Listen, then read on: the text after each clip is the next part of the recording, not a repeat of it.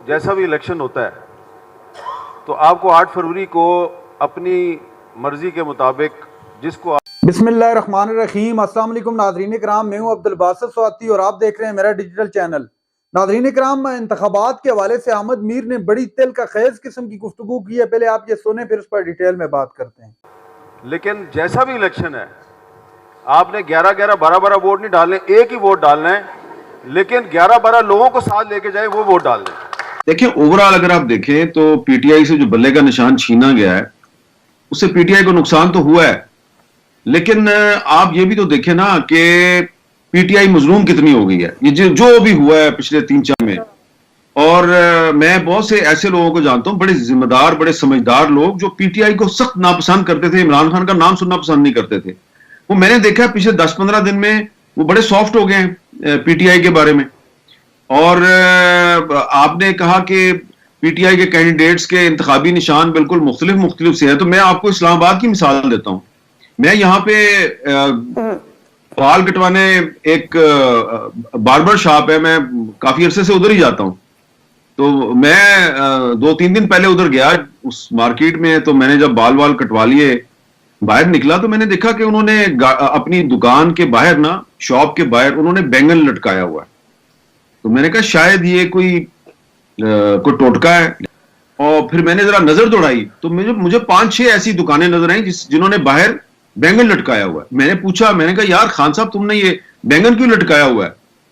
वो बड़ा शिकवा किया, उसने कहा ओए मीर साहब, और तुमको हमारे इंतखाबी निशान का नहीं पता है?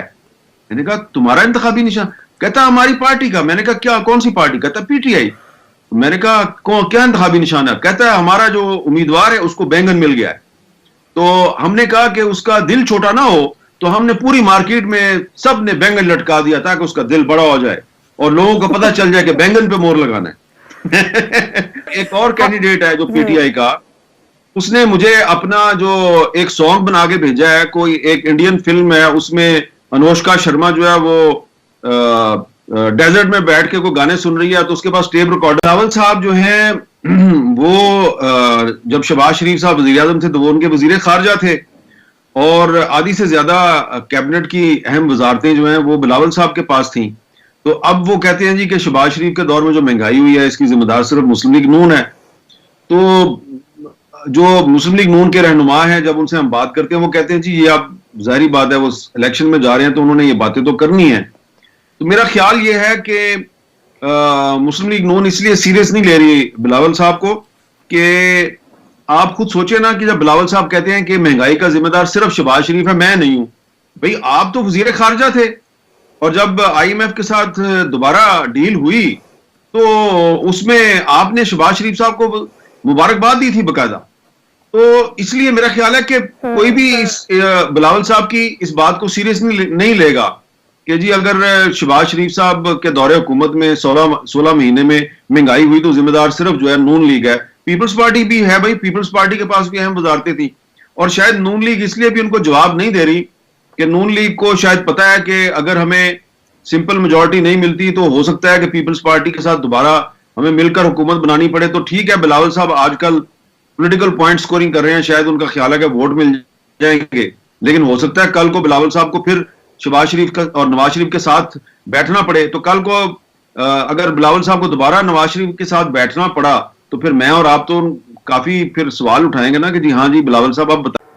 अच्छा, ये जो नारा है उधर तुम इधर हम, बहुत से लोग कंफ्यूज करते हैं, ये मुसावात में पब्लिश हुआ था। तो आइए रहमान साहब ने पूरी स्टोरी बताई है कि किस तरह जब वो नौकरियों से निकलते रहे तो फिर उन्होंने हमीद अख्तर साहब और अब्दुल्ला मलिक साहब के साथ मिलकर एक अखबार शुरू किया 1970 में, आज़ाद उसका नाम था, आज़ाद। और वो अखबार जो है वो शेख मुजीब का हामी था, वो भुट्टो साहब का हामी नहीं था, वो शेख मुजीब का हामी था। और उस अखबार ने वो हेडलाइन लगाई, उधर तुम इधर हम। न्यूज़ एडिटर थे अब्बास अतर साहब। अब अब्बास अतर साहब ने वो हेडलाइन कैसे लगाई कि निसार उस्मानी साहब एक जलसा कवर करके आए मोची गेट से, तो वो अपने दफ्तर की सीढ़ियों में बैठे हुए थे, अब्बास अतर साहब गुजरे, उन्होंने पूछा वो उस्मानी साहब भुट्टो ने क्या कहा? तो उस्मानी साहब ने कहा, भुट्टो ने कहा उधर तुम इधर हम। तो अब्बास अतर साहब ने जाके वो हेडलाइन लगा दी। और वो हेडलाइन तारीख का हिस्सा बन गई और वो अभी तक तारीख का हिस्सा है। वो सारी बैकग्राउंड जो है वो आईए रहमान साहब की इस किताब के जरिए हमें पता चलती है कि एक्चुअली वो एक तकरीर थी और उस तकरीर में से एक उसका मतलब निकाला गया और उस मतलब की हेडलाइन बनाई गई। लेकिन जो सबसे इंटरेस्टिंग बात है वो ये है कि आईए रहमान साहब, अब्दुल्ला मलिक और हमीद अख्तर साहब 1971 के इलेक्शन 70 के इलेक्शन के बाद जब मिलिट्री ऑपरेशन शुरू हुआ तो उन्होंने भुट्टो और शेख मुजीब के दरमियान ब्रिज बनने की कोशिश की और दोनों को करीब लाने की कोशिश की और ये ढाका गए, मुलाकात की, जो कि एक सहाफ़ी का काम नहीं है लेकिन उन्होंने ये काम किया।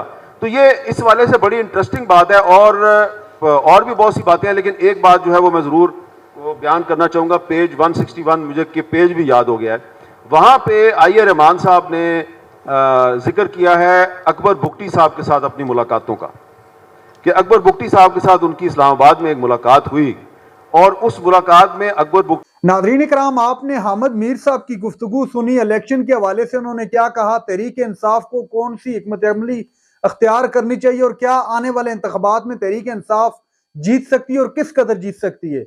नाज़रीन इकराम, मैं थोड़ी बात करूंगा रात को जो वर्चुअल जलसा पाकिस्तान तहरीक इंसाफ की जानिब से किया गया, दुनिया भर से लाखों लोगों ने उसको बराह रास्त देखा, उसके बाद भी देखा जा रहा था। हालांकि जब जलसा शुरू किया गया, शुरू से ही इंटरनेट सर्विस को बंद कर दिया गया, इंटरनेट सर्विस डाउन हो गई। उसके बाद मंसूर अली खान ने भी इस पर बड़ी जबरदस्त बात की कि शर्म आनी चाहिए इस तरह की हरकत करते हुए। आप खुलम खुला कह दें, जब आप बंद कर देते इंटरनेट तो आप बोलें कि हमने तब बंद किया क्योंकि तहरीक इंसाफ का जलसा था। इतना खौफ है तहरीक इंसाफ का और इमरान खान को, और बाद अज़ां पीटीए की जानिब से यह कहा गया कि ये कुछ तकनीकी खराबी थी जिसकी बिना पर ये इंटरनेट सर्विस मुअत्तल कर दी गई थी। तो रात की मकबूलियत के बाद मुझे यकीन करें, यकीन हो गया इस बात पे खुदा की कसम कि इमरान खान वाकई में बहुत ज्यादा पॉपुलर है। अगर इमरान खान का जो इंतखाबात है, इंतखाबात फ्री एंड फेयर होते हैं तो इमरान खान को 2/3 मेजोरिटी लेने से कोई नहीं रोक सकता। इस वक्त जो मौजूदा सूरत हाल है, इस सूरत हाल के अंदर इतनी पाबंदियों के बावजूद भी इतनी बड़ी तादाद में इतना ह्यूज क्राउड जो इमरान खान को फॉलो करते, इमरान खान के जलसे को बराह रास्त देख रहा था। और ये सिर्फ मैं पाकिस्तान की बात नहीं कर रहा बल्कि पूरी दुनिया से, ओवरऑल द वर्ल्ड में बात कर रहा हूं, पूरी दुनिया से देखा जा रहा था इमरान खान का जलसा बराह रास्त। नाज़रीन इकराम, हामिद मीर ने इससे पहले भी कह चुके हैं अगर फ्री एंड फेयर इंतखाबात हो जाते हैं तो इमरान खान एक बड़ा इनकलाब लाने में कामयाब हो सकता है। इमरान खान 2/3 मेजोरिटी आराम से ले सकता है। जो इस वक्त की सिचुएशन है, मेरे तो होश उड़ गए थे रात को जब मैंने देखा कि इंटरनेट सर्विस और साथ में सोशल साइट्स बंद होने के बावजूद भी इतनी बड़ी तादाद में, फिर जब मैंने कोशिश की जांचने की कि ये आखिर मुआजरा क्या है, इतनी इंटरनेट सर्विस डाउन होने के बावजूद भी देखा जा रहा है, तो पता चला कि वीपीएन का जोर शोर से इस्तेमाल पूरे मुल्क के अंदर जा रही है। और इस वीपीएन इतना ज्यादा डाउनलोड किया गया रात में कि हैरान हो गए सारे, और मैं खुद यकीन मानिएगा हैरान हो गया कितनी बड़ी तादाद में वीपीएन को डाउनलोड करके, ताकि सिर्फ और सिर्फ महज इस मकसद के लिए कि इमरान खान का जलसा देखा जा सके। नाज़रीन इकराम, ये थी आज की हमारी वीडियो। चैनल पर जो नए, चैनल को सब्सक्राइब कर लें। अगली वीडियो तक के लिए अल्लाह हाफिज।